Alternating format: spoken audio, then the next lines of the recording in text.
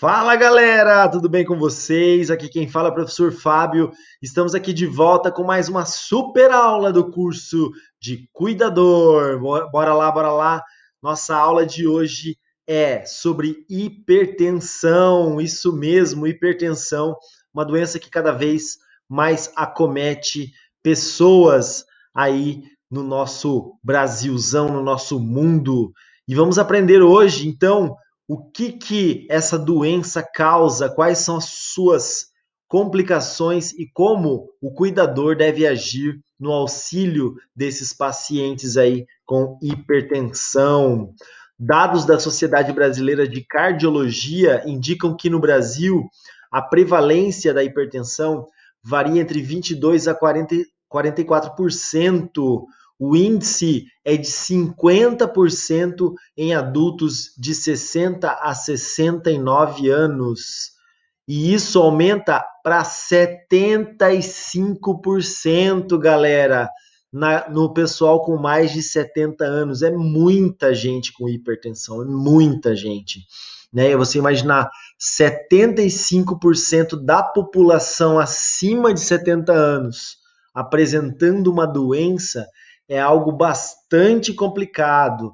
Será que a gente, quando chegar nessa idade, nós vamos estar entre esses 75% ou vamos estar entre os 25% saudáveis, né? Na aula de hoje nós vamos ver os fatores também que levam à hipertensão, fatores que podem causar essa hipertensão e como devemos agir para evitá-la. Muita coisa nessa aula, né? Então, a hipertensão arterial, ela, né, é causada por vários fatores, mas antes nós temos que entender o que é a pressão arterial. É a medida da força aplicada contra as paredes das artérias.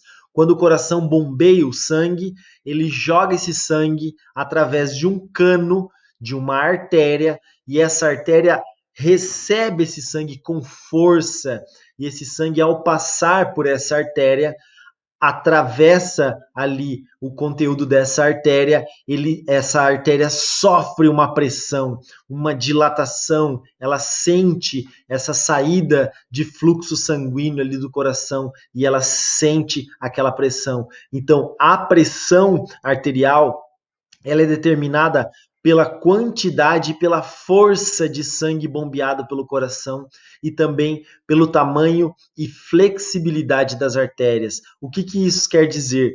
Quando o coração está bombeando sangue, passando pelas artérias, essa pressão vai alterar a elasticidade das nossas artérias. Então, se as suas artérias estão elásticas, estão certinhas ali, estão saudáveis, ela vai aguentar aquela pressão. Agora, se não, se ela estiver sem elasticidade, estiver com muito volume de líquidos ali naquele sangue, aquele conteúdo vai exercer uma pressão muito elevada sobre a parede das artérias. Isso, sim, pode causar uma hipertensão arterial. Ok? Então, aqui nessa figura, nós temos uma figura clássica aqui da passagem normal do sangue, né? E aqui uma situação em que há um espessamento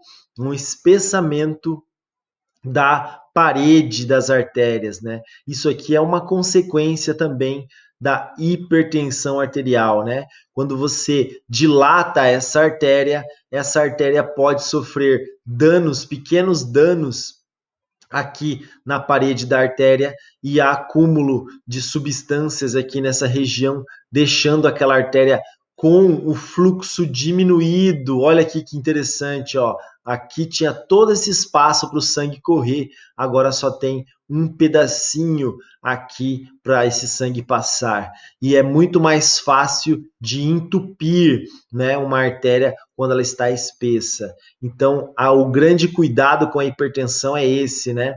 Deixarmos sempre as nossas artérias livres para a passagem do sangue, pois as artérias é que levam o sangue cheio de oxigênio, cheio de nutrientes até os órgãos, né? Então, essa aqui é uma figura mostrando uma consequência ali da hipertensão. Então, a gente tem essa pressão arterial naturalmente entre 120 por 80. No popular, a gente chama de 12 por 8, mas a maneira correta da escrita é 120 por 80 por causa da medida, né, dessa pressão arterial, da unidade de medida dessa pressão arterial, que é em milímetros de mercúrio. Mas não precisa decorar isso aqui, só para você ter que saber que a maneira correta de se escrever quando você vai fazer um acompanhamento de um paciente com hipertensão, quando você vai escrever ali na fichinha daquele paciente, o correto é escrever dessa maneira, 120 por 80. Então aqui nós temos uma tabelinha, pressão ótima, menor que 12, menor do que 8. Uma pressão normal tem que ser menor que 13, menor que 8,5. No limite, mas no limite, você pode ter até 13,9 ou 139, que é o termo correto, né, de se falar, e no máximo 8,9, 89. A partir de 14 já é considerado hipertensão, a partir de 140, hipertensão, e daí de acordo com o aumento dessa hipertensão, nós temos estágio 1, estágio 2, estágio 3, né? Então, o cuidado com essa pressão deve ser muito importante, pois a partir aqui do estágio 3 nós temos já um perigo súbito, né, de situações que podem levar à morte da pessoa.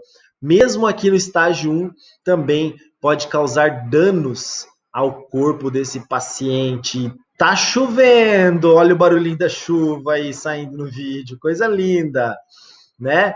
A hipertensão, então, é algo que cada vez mais nós temos que evitar, pois é uma doença silenciosa. Muitas das pessoas que têm hipertensão não percebem ou percebem muito tarde. E daí, enquanto elas não percebem, elas não se cuidam e nesse período a doença vai fazendo os seus efeitos.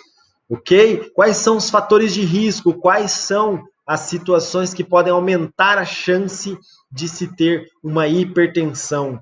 Predisposição genética, claro, a maioria das doenças temos aí uma predisposição genética, nós já nascemos, em alguns casos, já com uma chance maior de desenvolver algumas doenças, mas o ambiente também pode contribuir para que nós tenhamos essa doença, nossos hábitos, né? Consumo excessivo de sal, estresse, sedentarismo, tabagismo, tudo isso pode estar contribuindo para que a pessoa desenvolva aí a doença hipertensão.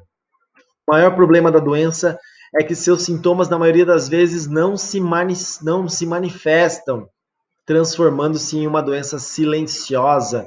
Foi o que eu acabei de falar.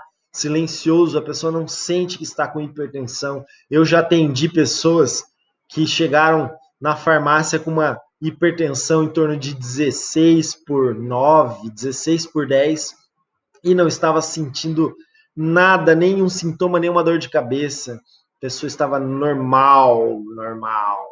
Então ela estava ali com um problema de saúde sem perceber aquele problema de saúde, e aquela hipertensão estava causando problemas já há algum tempo no corpo dela sem que ela percebesse, ok? Riscos da hipertensão. Os órgãos mais afetados pela doença são o coração, rins e cérebro.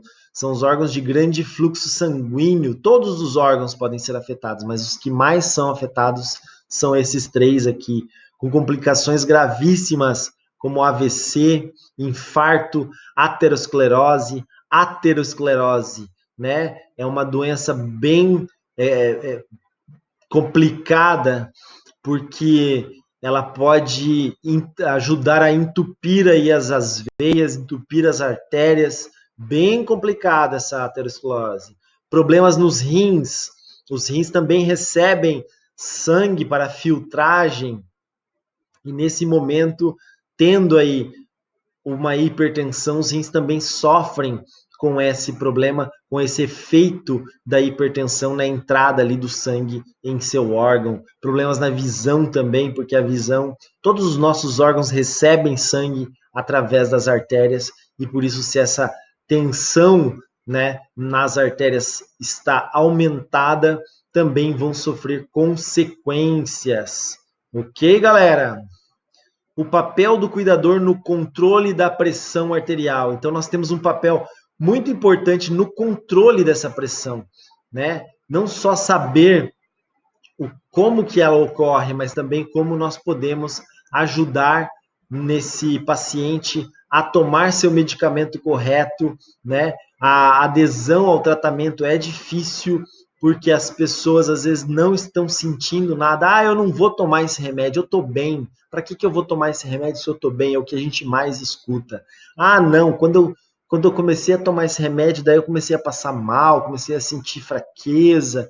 Na verdade, são efeitos colaterais do medicamento, mas que ele está agindo de uma maneira saudável ali no corpo do nosso paciente, mas às vezes ele não quer usar aquele medicamento. Então, nosso papel no convencimento desse paciente a tomar esse medicamento é muito importante, né? Outros fatores aqui que podem levar à hipertensão, né? Já falamos da hereditariedade, tem a obesidade também, né? Com o acúmulo da gordura corporal, nós temos uma sobrecarga do sistema de circulação do nosso corpo, pode sim levar a hipertensão arterial, estresse, já falamos, alimentação não saudável, não somente o sal, mas o consumo de comidas com alto teor de colesterol, alto teor de gordura, poucas fibras, tudo isso pode contribuir para a hipertensão.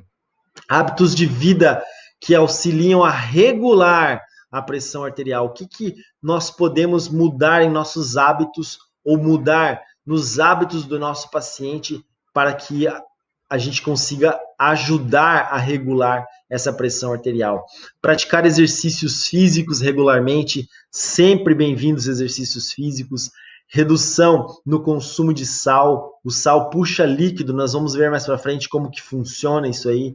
Eliminação do estresse, quem consegue, mas a gente tem que tentar, na medida do possível, mudar nossa cabeça, os problemas sempre vão vir, sempre vão surgir, mas a gente tem que mudar isso, né? Mudar a nossa maneira de encarar esses acontecimentos aí é muito importante. Aumento do consumo de alimentos que são fontes naturais de potássio, banana, abacate, amendoim. Galera, frutas, verduras, fibra, muita fibra, isso é muito importante, ajuda a regular um monte de situações, não só hipertensão, como colesterol, triglicerídeos, etc, etc. Manter o índice de massa corporal, ou seja, não passar do índice de massa corporal 25. Depois eu posso, quem se interessar, eu mando um esqueminha para calcular o seu índice de massa corporal, bem facinho. Evitar o consumo exagerado de bebidas alcoólicas e tabagismo, porque no exagero tudo faz mal, né? Pode piorar aí a situação da pessoa na saúde em geral, né? Quais as orientações que nós vamos dar para o nosso paciente quanto ao uso dos medicamentos? Associe os horários de tomar medicamentos com as atividades diárias. Então, vamos tomar café da manhã, é uma atividade, né? Vamos, então, associar o horário de tomada desse medicamento junto com o café da manhã. Se o medicamento é tomado de manhã, vamos tomar junto com o café. Agora nós vamos fazer uma caminhada ali antes do almoço, né? No meio da manhã. Vamos, então, tomar aquele medicamento associado a algumas atividades, para que não seja somente tomar o medicamento, né? Nós associamos com uma atividade como se fosse assim, tem que tomar o remédio, mas vai fazer alguma coisa legal, né? Junto. Você vai treinando o seu paciente a associar aquelas atividades prazerosas com a tomada do medicamento. Manter os medicamentos em locais visíveis, claro, né? Porque a acessibilidade do nosso, geralmente idoso, ele é mais prejudicado, então locais visíveis de fácil acesso. Não se esquecer de comprar os medicamentos, sempre ficar antenado se o medicamento está acabando, se está no dia correto de comprar, comprar já antecipado em caso de feriados, férias, viagens, né? Quando o paciente for viajar, levar a quantidade necessária para toda viagem, porque tem medicamentos que são básicos, encontra em qualquer farmácia e tem medicamentos que não são fáceis de encontrar, às vezes numa cidade pequena, numa cidade, né, mais afastada ali dos grandes centros, é mais complicado de encontrar. Principalmente em cidades pequenas, nós temos o fator feriados, férias, né, de final de ano, feriados de final de ano, em que as farmácias fecham, ficam farmácias de plantão, é mais difícil o acesso, então sempre planejar, né, levar esses medicamentos para que a pessoa não fique sem. Isso é muito importante. Sempre ficar atento aos horários dos usos dos medicamentos e lembrar sempre o paciente de tomá-los. O que, que acontece? Muitas pessoas tomam medicamentos em vários horários durante o dia. Alguns são de 8 em 8, outros de 12 em 12, uns uma vez ao dia, outros de 6 em 6 horas. Tem medicamento que tem que tomar 2 comprimidos, tem medicamento que tem que tomar um.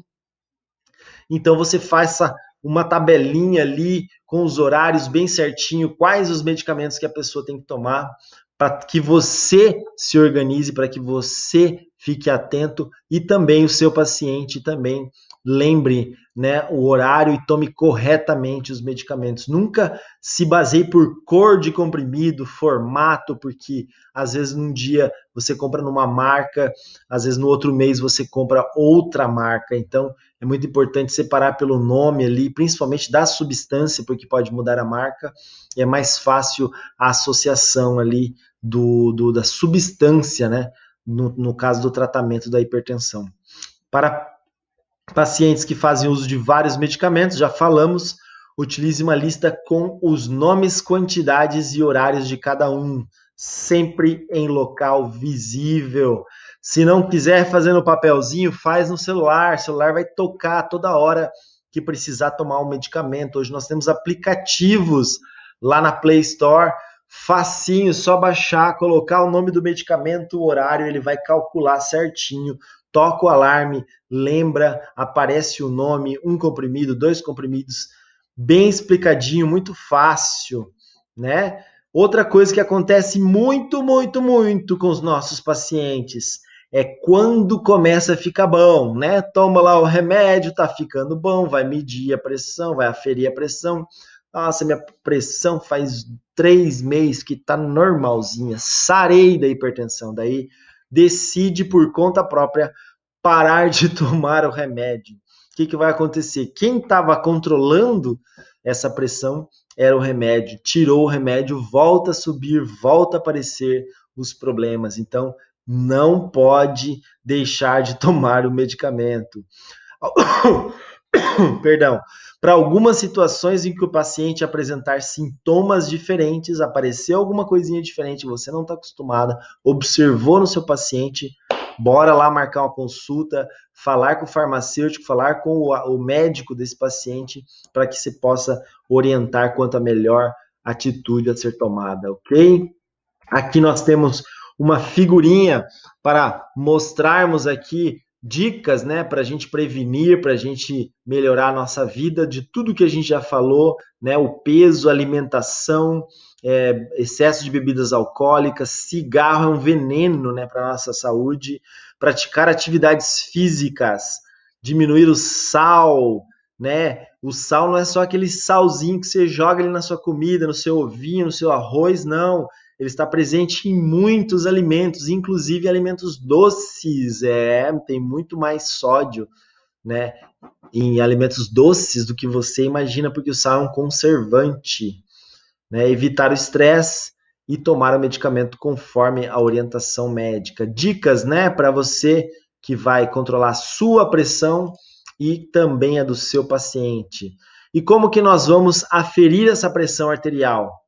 A maneira tradicional é com o manômetro, né, o esfigmomanômetro, que é esse aparelhinho aqui, composto por várias mangueirinhas, o manômetro, o manômetro, que é o nosso reloginho aqui, ele que vai receber a pressão que você está fazendo ali no braço da pessoa através dessa mangueirinha e vai apontar aqui nesse ponteiro o quanto de pressão que você está colocando ali no braço da pessoa. Quando a gente infla, enche de ar essa parte aqui, o manguito, o que acontece? Nós estamos colocando uma pressão ali no braço da pessoa, logo nós estamos colocando pressão em cima da artéria, né?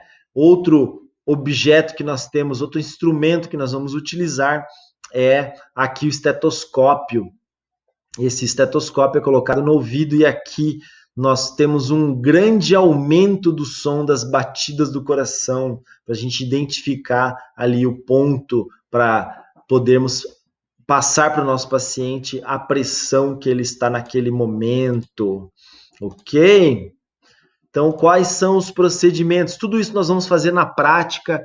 Quem ainda não fez, vai fazer. Quem já fez a prática, vai fazer de novo, né? Então, vamos só passar uma parte aqui mais teórica, mas a prática mesmo nós vamos ter aí quando liberarem as aulas para nós, quando nós estivermos juntos aí em sala de aula.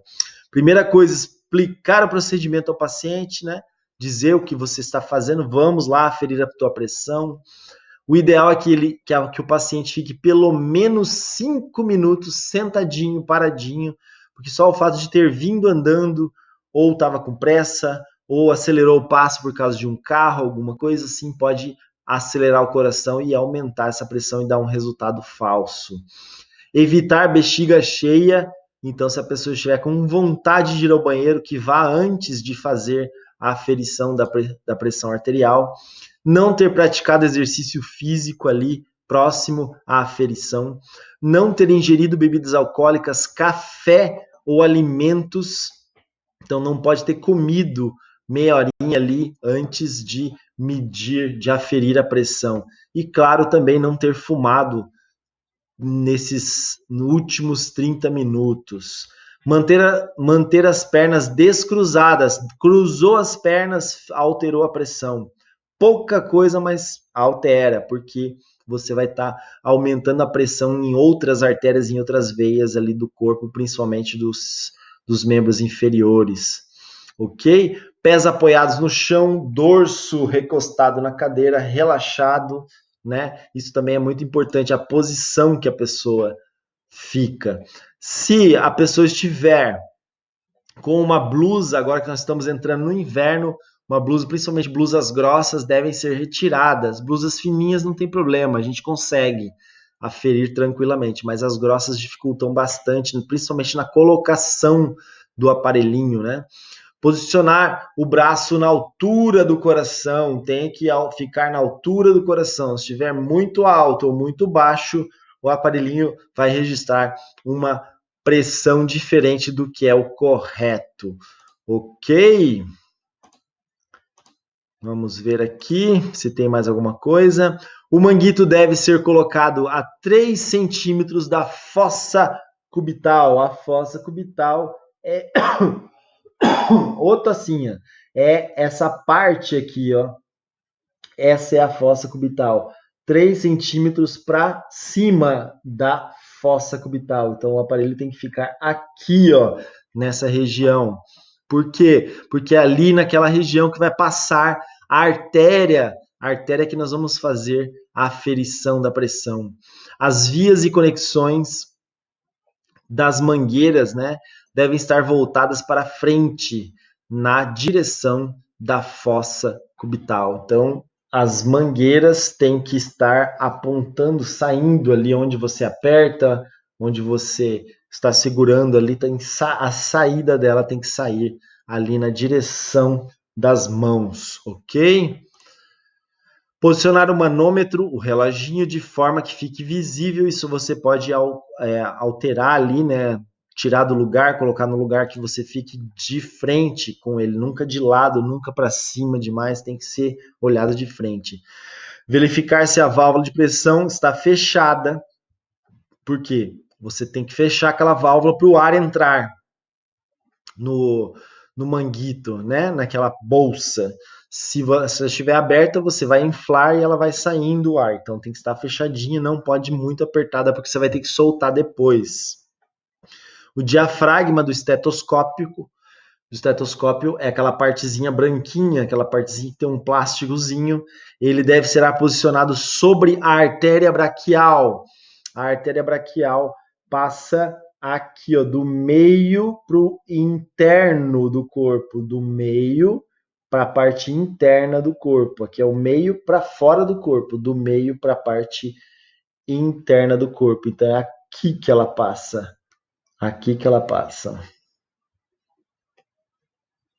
Então, você vai colocar o esteto aqui, ó. Facinho, facinho. Parece muita coisa, mas depois de você fazer várias vezes, fica facinho, facinho, facinho. Tudo é prática. Apertar o bulbo, né, a perinha lá, para que você consiga chegar ali numa pressão marcada no reloginho de aproximadamente 220, sempre em silêncio. Uma vez nós fomos fazer uma aferição de pressão e tinha uma caixa de som do lado, daí não dá, né? Muito barulho, o barulho da bateria das músicas confundia com o batimento cardíaco, era bem complicado, tivemos que desligar a música para continuarmos o nosso procedimento. Quando chegou lá no alto, você começa a soltar aquele ar bem devagarinho e observa ali no reloginho as oscilações, né, do ponteiro. Ele tem que descer bem retinho assim, o ponteiro, sem fazer aquelas puxadinhas, né? Grave o número no manômetro correspondente ao primeiro ruído auscultado. Ou seja, você está lá com o seu esteto aqui no braço da pessoa e você não está escutando nada, nada, nada. Você não está escutando nada. De repente começa a escutar o batimento cardíaco. De repente, num certo momento, numa certa posição que o ponteiro está passando ali, perto de um número, você começa a escutar o batimento cardíaco. Grava aquele ponto, aquele número que o ponteiro estava apontando no exato momento que começou a escutar os batimentos cardíacos. Grava aquele número na sua mente e você vai continuar escutando o batimento cardíaco. Ele continua, continua, até você parar de escutar aquele barulho. Então você vai gravar o primeiro batimento e o último batimento. Esses dois números que o ponteiro estava apontando no primeiro batimento e no último batimento é exatamente o ponto de pressão, tanto da parte máxima quanto a parte mínima da pressão arterial da pessoa.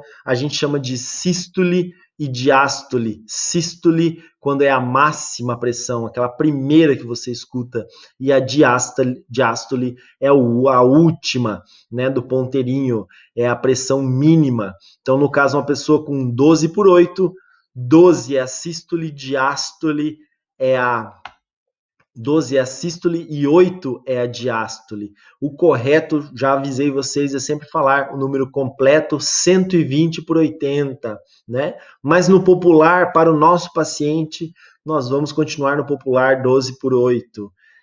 Você vai informar a medida ao paciente, tentar não arredondar os valores, né? Mas, como é uma visualização de um ponteiro passando por vários risquinhos, a gente arredonda ali pelo menos para o meio, né?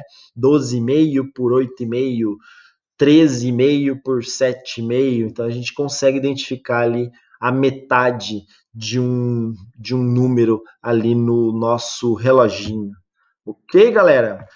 Fiquem tranquilos, isso é mais para vocês terem um primeiro contato. Quem ainda não teve, a maioria do pessoal já treinou, já teve esse contato aí com o aparelho, já está craque, mas nós vamos ter muitas aulas práticas sobre isso para tirar todas as dúvidas de vocês. Né? Aqui uma curiosidade, por que o sal leva à hipertensão? Você sabe por quê?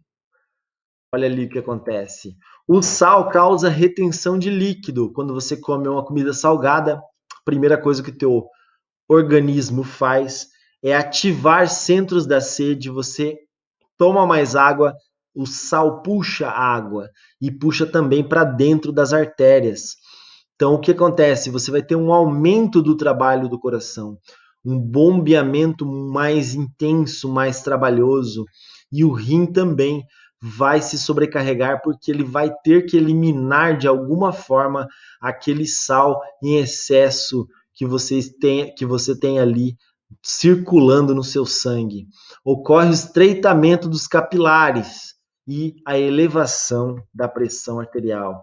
Então, o sal passando ali no seu sangue vai fazer com que o líquido entre mais ali nas artérias, uma retenção de líquido, e o que acontece? A pressão passa a ser maior. Antes passava só um pouquinho de líquido ali naquelas artérias e agora está passando bastante líquido. Então a artéria começa a sentir as causas daquela ingestão excessiva de sódio, aumentando a pressão arterial ali nas artérias. Ok? É isso aí, meu povo. Tudo tranquilo, tudo resolvido por hoje. Nossa aula de hipertensão.